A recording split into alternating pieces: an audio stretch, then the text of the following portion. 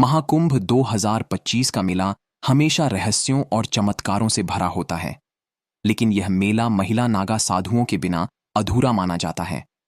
महिला नागा साधु के पास ऐसी अद्भुत शक्तियां होती हैं जिन्हें देखकर अच्छे अच्छों के होश उड़ जाते हैं। पुरुष नागा साधुओं के बारे में आपने कई बातें सुनी होंगी, पर महिला नागा साधुओं का रहस्य ऐसा है जिसे जानने की हिम्मत हर कोई नहीं कर पाता, क्योंकि महिला नागा साधु अपनी चमत्कारी शक्तियों को गुप्त रखती हैं। यही वजह है कि महिला नागा साधुओं के बारे में लोग बहुत कम जानते हैं। सिर्फ इतना कि वह नागा साधु हैं, पर उनके जीवन का सच किसी रहस्य से कम नहीं। आज इस वीडियो में हम आपको महिला नागा साधुओं से जुड़े ऐसे गहरे राज्य बताएंगे जो आपके रोंगटे खड़े कर देंगे। क्या आप जानते हैं कि जब एक आम महिला को नागा साधु बनाया जाता है तो उसके शरीर के एक विशेष हिस्से को निष्क्रिय कर दिया जाता है। यह प्रक्रिया इतनी चौंकाने वाली है कि इसे सुनकर आपके दिल की धड़कनें तेज हो जाएंगी। आखिर एक साधारण महिला को नागा साधु में परिवर्तित करने का यह रहस्यमयी तरीका क्या है? महिला नागा साधु कौन होती हैं? क्या उनके जीवन में सचमुच कोई ऐसा चमत्कार होता है जो उन्हें पुरुष नागाओं से भी अलग बनाता है? इन सवालों का जवाब जानने के लिए इस वीडियो को अंत तक जरूर देखिए। पर उससे पहले, अगर आप भी भगवान शिव में आस्था रखते हैं तो वीडियो को लाइक करें और कमेंट बॉक्स में हर हर महादेव जरूर लिखें। तो चलिए इस अनदेखे और रहस्यमयी संसार की ओर कदम बढ़ाते हैं। क्या महिला नागा साधु वास्तव में अस्तित्व में है, या ये सिर्फ किताबों और कहानियों में ही सुनने को मिलती है?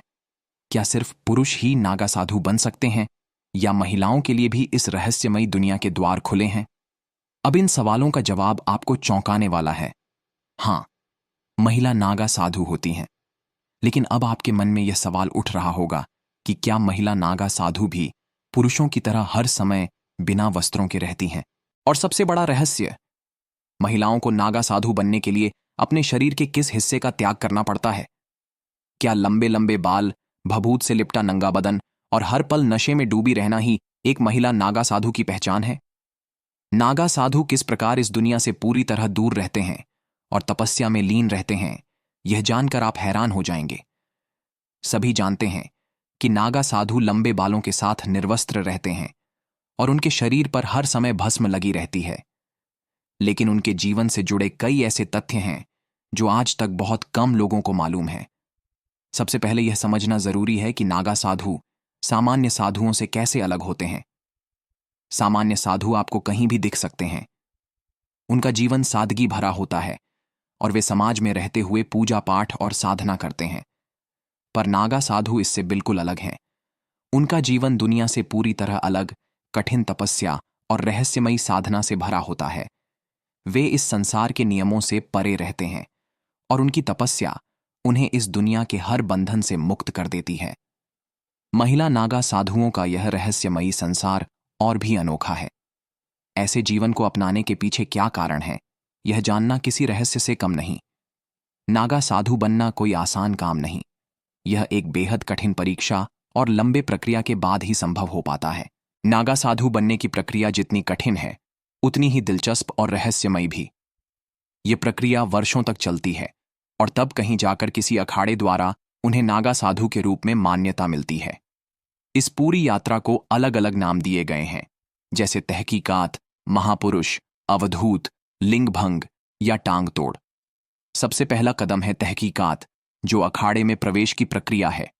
इसे आप नागा साधु बनने की पहली सीढ़ी मान सकते हैं। इस चरण में इच्छुक व्यक्ति को अखाड़े में दाखिल किया जाती है और उसकी गहन जांच पड़ताल होती है। अखाड़े के वरिष्ठ साधु यह तय करते हैं कि क्या यह व्यक्ति नागा साधु बनने के योग्य है या नहीं। जांच के बाद यदि वह योग्य पाया जाता है तो उसे अखाड़े में शामिल किया जाता है। इसके बाद उसे वर्षों तक साधुओं के साथ कठोर तपस्या करनी पड़ती है। यह तपस्या इतनी कठिन होती है कि केवल दृढ़ इच्छा शक्ति वाला व्यक्ति ही इसे पूरा कर पाता है। वर्षों की साधना के बाद जब वह नागा साधु बनने के लिए तैयार होता है तो उसे कई और स्तर की परीक्षाओं से गुजरना पड़ता है। पहली परीक्षा है ब्रह्मचर्य, जिसमें व्यक्ति को अपने जीवन में संयम और त्याग के उच्चतम स्तर पर पहुंचना होता है। इसके बाद उसे महापुरुष का दर्जा दिया जाता है। इस चरण में उन्हें रुद्राक्ष पहनाए जाते हैं, जो नागा साधुओं के शरीर पर हमेशा दिखते हैं। अगला कदम है अवधूत प्रक्रिया, जिसमें उनका मुंडन किया जाता है। यहां तक कि उन्हें अपना पिंडदान स्वयं करना पड़ता है, जो यह दर्शाता है कि वे अपने परिवार और सांसारिक जीवन के लिए अब मृत हो चुके हैं। इसके बाद महिला को वासना और अन्य सांसारिक इच्छाओं से मुक्त किया जाता है और उनके शरीर के एक महत्वपूर्ण हिस्से को निष्क्रिय कर दिया जाता है। इस प्रक्रिया के बाद साधक पूरी तरह से तपस्या और ईश्वर में लीन हो जाता है। अंतिम प्रक्रिया बेहद रहस्यमयी है। यह अखाड़े में स्थापित एक खंभे के नीचे होती है।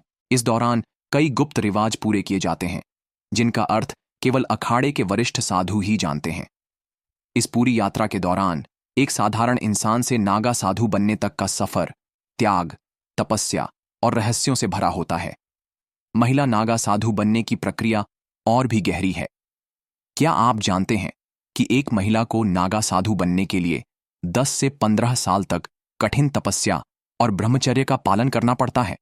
इसके बाद यदि महिला के गुरु इस बात से संतुष्ट होते हैं कि वह ब्रह्मचर्य का पालन करने में सक्षम है, तभी उसे दीक्षा दी जाती है। नागा साधु बनने के लिए केवल दृढ़ इच्छा शक्ति ही नहीं, बल्कि सन्यासी जीवन जीने की प्रबल इच्छा भी आवश्यक होती है। महिला नागा साधु बनने से पहले अखाड़े के साधु संत उस महिला के परिवार, जीवन और यहां तक कि उसके पिछले जन्म की भी जांच करते हैं। यह प्रक्रिया इतनी गहन और रहस्यमयी होती है कि इसमें महिला को खुद का पिंडदान भी करना पड़ता है। महिला नागा साधु बनने से पहले पुरुषों की तरह महिला का भी मुंडन किया जाता है। इसके बाद उसे नदी में स्नान करने के लिए भेजा जाता है। इस स्नान के बाद महिला नागा साधु पूरे दिन भगवान शिव का जाप करती है। वह प्रातःकाल जल्दी उठकर शिव जी का जाप करती है, फिर दिन में भोजन करने के बाद पुनः जाप करती है। शाम को वह साधना के बाद सोने जाती है। इस पूरी प्रक्रिया में महिला नागा साधु का जीवन हर पल तपस्या और भक्ति से भरा होता है। अखाड़े में महिला साधुओं को पूरा सम्मान प्राप्त होता है। जब महिला पूरी तरह से नागा सन्यासी बन जाती है, तो अखाड़े के सभी साधु संत उसे माता कहकर पुकारते हैं। लेकिन इस सम्मान को प्राप्त करने से पहले महिला को यह साबित करना होता है कि वह इस जीवन को पूरी तरह से समर्पित कर चुकी है। आपको यह जानकर हैरानी होगी कि महिला साध्वी को पूरी तरह से नग्न अवस्था में रहने की अनुमति नहीं है। वह हमेशा अपने शरीर पर एक भगवा कपड़ा लपेटकर रहती हैं। चाहे ठंड हो या बारिश, यही उनकी एकमात्र पोशाक होती है। तीर्थों में भी महिला साधुओं को नग्न स्नान करने की अनुमति नहीं होती है। आपको जानकर और भी हैरानी होगी कि कई अखाड़ों में नागा साधु की दीक्षा लेने के लिए विदेशी महिलाओं की संख्या काफी ज्यादा होती है। भारत में नागा साधु इतने कठोर होते हैं कि उनकी जिंदगी में इतनी परेशानियां होने के बावजूद वे पूरी दुनिया से बेफिक्र रहते हैं। कुंभ में नेपाल से कई महिलाएं आती हैं, जिनमें से कई साध्वी ऐसे गृहस्थ जीवन को त्याग कर साध्वी बन चुकी होती हैं। जैसे जूना अखाड़े में कई ऐसी साध्वी हैं, वैसे ही जर्मनी, मॉस्को, अमेरिका और कई अन्य देशों से भी महिलाएं साधु बनने के लिए आती हैं।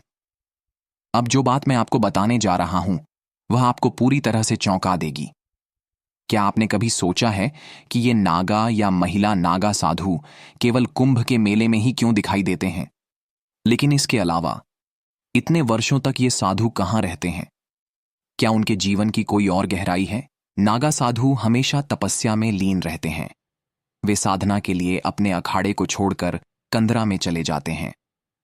कंदरा का मतलब है पर्वतों में मौजूद गुफाएं, और इनमें भी कई प्रकार के नागा साधु होते हैं।